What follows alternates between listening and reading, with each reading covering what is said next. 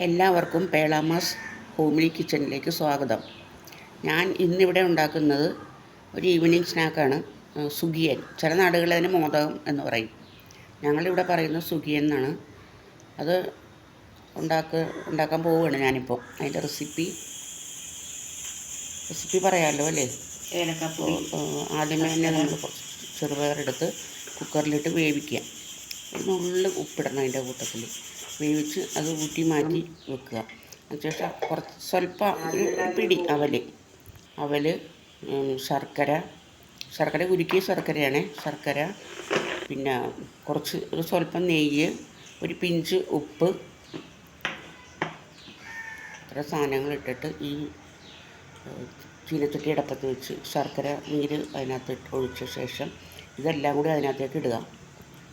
ഇട്ട് കഴിഞ്ഞിട്ട് അതൊന്ന് പതുക്കെ ഒന്ന് വരട്ടിയെടുക്കുക. നമുക്ക് ഉരുട്ടാൻ പാകത്തിൽ വരട്ടിയെടുക്കുക. ഇറക്കി വെച്ച ശേഷം അത് ഓരോ ഉരുളകളാക്കി മാറ്റി വെക്കുക. പിന്നീട് ചെയ്യാമെന്ന് വെച്ചിട്ട്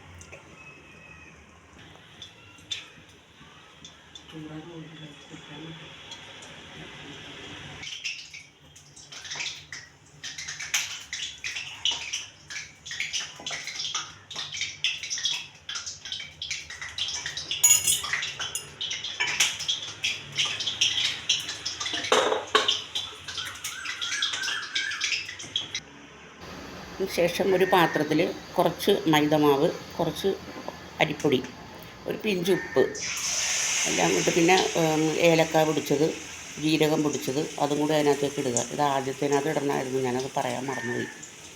അപ്പോൾ അതും കൂടി ഇട്ടിട്ട് നമുക്ക് ദോശമാവിൻ്റെ പരുവത്തിലല്ല, അതിലും കുറച്ചുകൂടി കട്ടിയുള്ള പരുവത്തിൽ അത് കലക്കി വെക്കുക.